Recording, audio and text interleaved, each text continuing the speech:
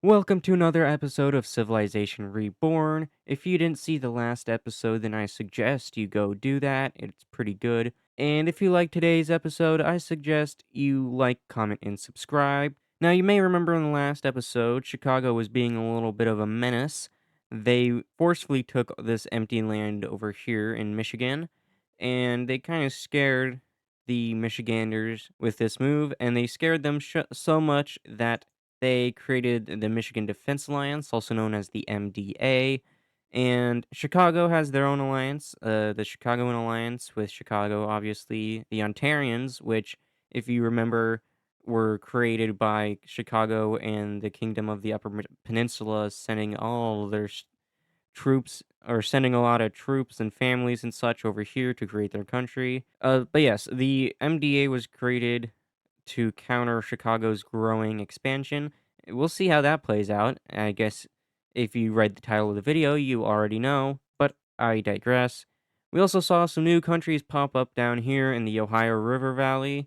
We also saw a bunch of new Appalachian city states pop up, and we saw the discovery of the eastern seaboard and the Atlantic Ocean, as long as quite a few countries popping up. Now, to get things started off, we are going to dive right into the main topic of this video, the Great Michigan War. And you may be wondering, well, how is this going to start? Well, it's going to kind of start with the Chicagoan invasion of these two countries down here.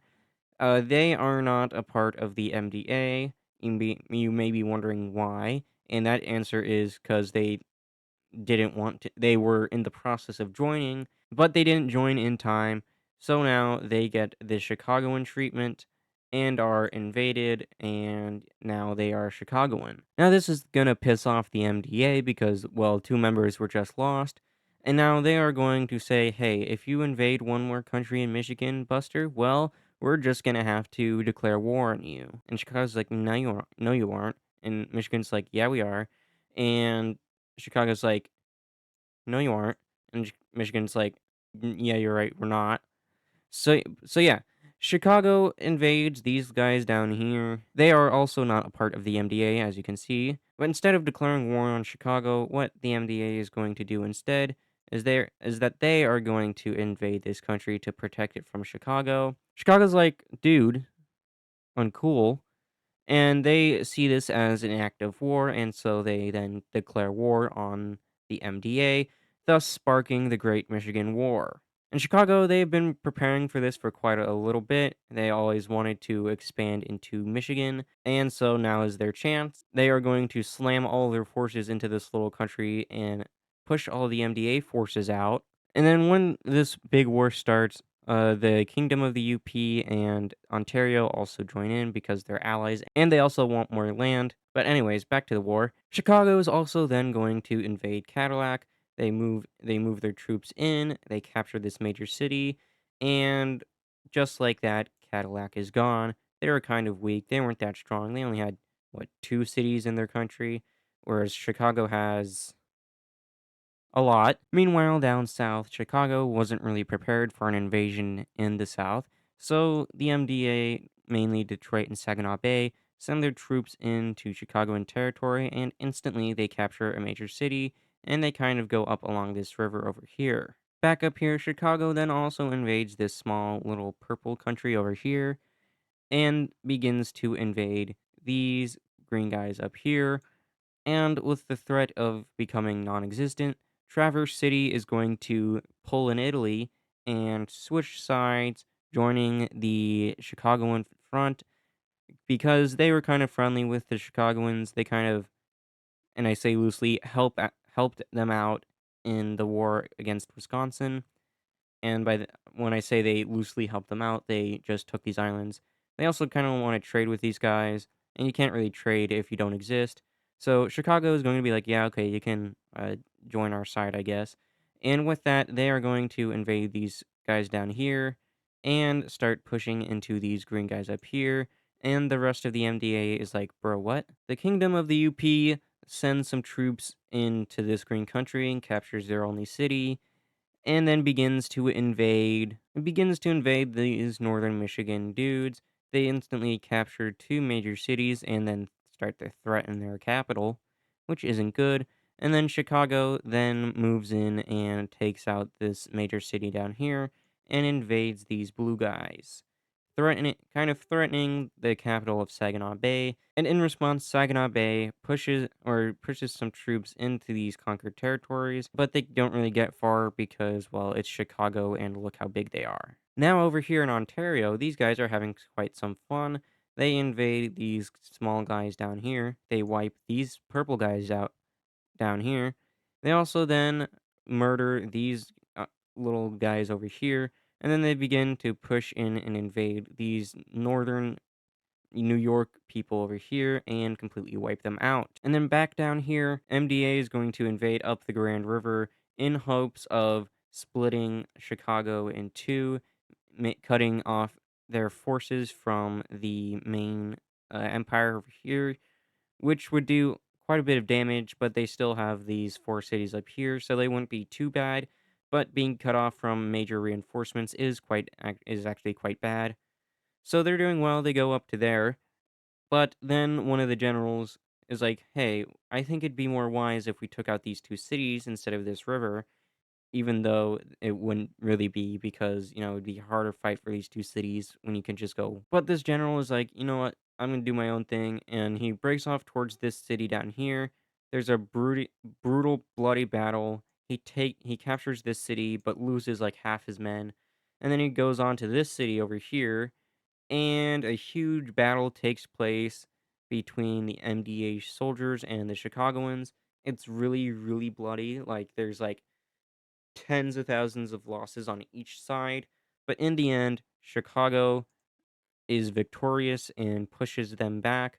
They recapture their city and basically push back all of the MDA troops because that general wasted basically three-quarters of the troops down here out of like the 200,000 troops that were stationed over here. Only like 75,000 make it back out. So yeah, really brutal. Chicago has a huge victory and pushes the MDA completely out of the southern area of Chicago. Over here in the east, though, Detroit sends some soldiers over here to deal with the Ontarians, and they do somewhat good. They push into Ontario and they almost capture a major city, but Ontario is like, "Nuh-uh-uh," and pushes them out completely, and then also begins to invade into further into the Ontario area, I guess. I don't know if this is a peninsula.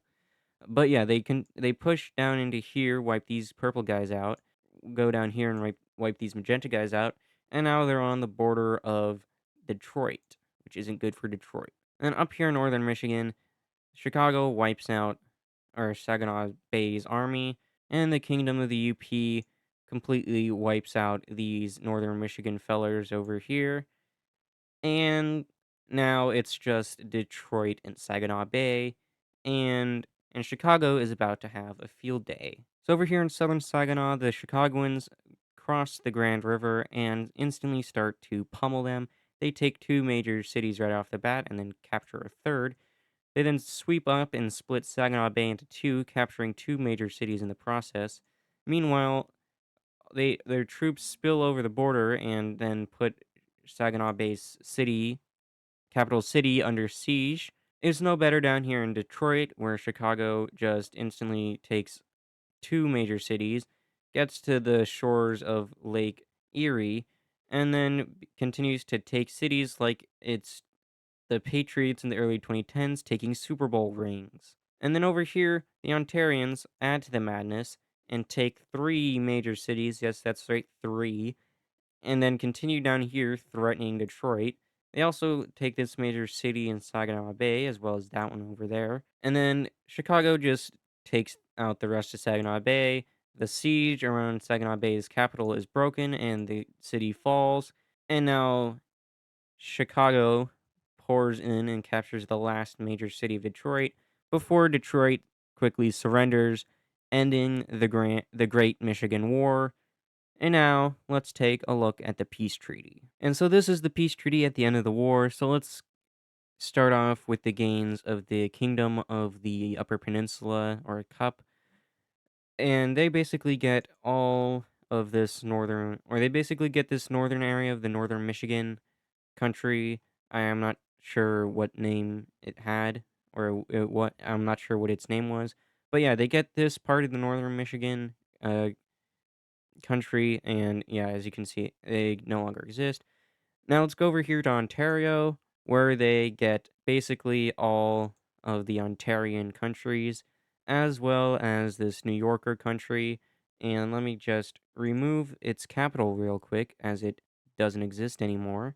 They also get a little bit of Saginaw Bay, and this is because Chicago is just trying to be nice. It just wants to help its, I guess, colony out, even though it's not really a colony.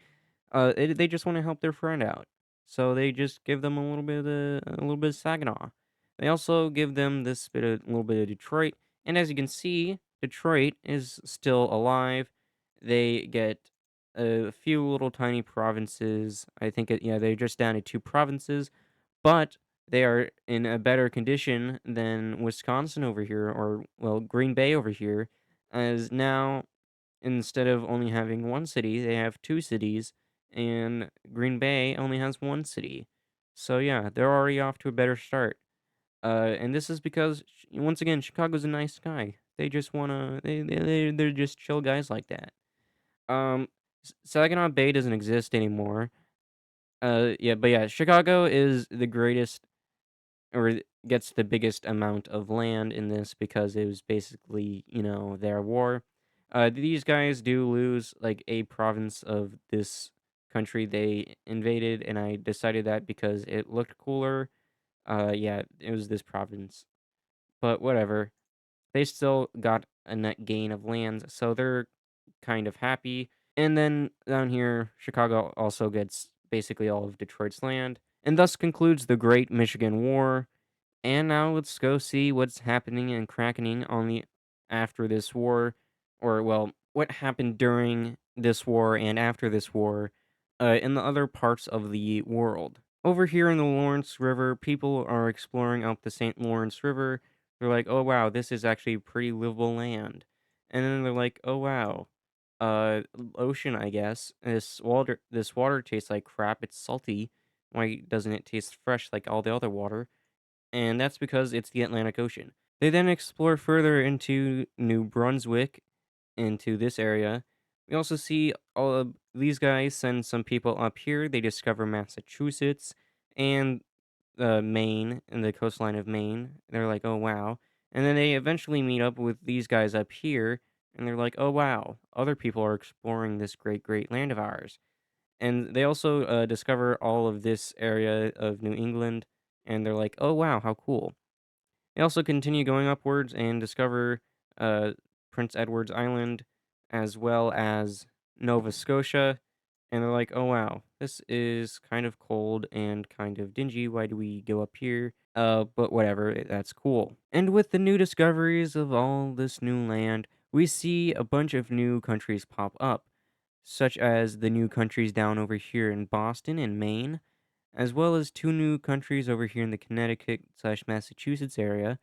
We also see a whole bunch of new countries pop up over here in the Montreal and St. Lawrence River area. And we see three new countries over here in New Brunswick and Nova Scotia. But the exploration isn't done there. We see more explorers move down the North Carolinian coast and discover all of these little islands over here. We also see we see them push down into Georgia and eventually into Florida, where they discover, the Floridian Peninsula. They go around and discover, wow, it's a peninsula. And then over here, St. Louis sends a bunch of explorers down here, down the Mississippi River, to discover, Mississippi, Louisiana, and they discovered the New Orleans area, as well as they send a bunch of people into Tennessee and Kentucky.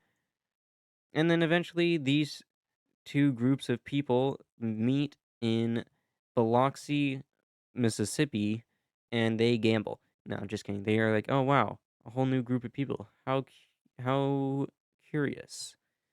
And then eventually all this area of the South is discovered. And would you look at that, there is now a whole bunch of new land in America.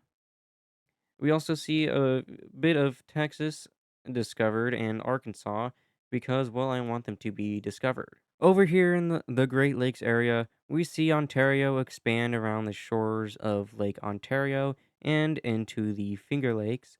They're like, wow, how cool is this? They then also expand around Lake Huron, where they eventually stop to discover a little bit more land, and they're like, oh wow, Canada. So this is the final shape that Ontario takes. As of now, this is what the borders look like. But we are not done with border expansion, as the Kingdom of the Upper Peninsula now also wants to expand, and they do so. They move off of the Upper Peninsula and into Canada, and they begin to move around. They begin to conquer. Well, not really conquer. There's no one here to conquer. So they just expand. They surround Lake Superior and are basically like, wow. So yeah, they expand around Lake Superior until they're like, you know what, this is kind of cool. This is enough land. We'll stop expanding now. And then Chicago is not going to miss out with all of this expansion. They are going to move down into Illinois and Indiana. They are going to move over here and into this east or western Illinois area, and they are going to completely invade and take over all of these small little countries down here, much to much to the dismay of Missouri or St. Louis.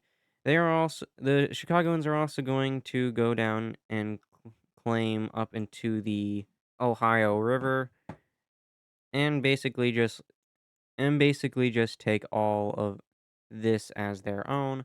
They're also going to move over here into Iowa and basically take over the whole state. So these are Chicago's big borders now, and wow, it is by far the biggest country currently in existence. That I think is going to do it for today's episode. This recording is about 30-ish minutes. I think this will be one of the longest episodes so far, but whatever. If you like today's episode, please like, comment, and subscribe so you don't miss out on the next one. And I will see you in the next episode. Goodbye.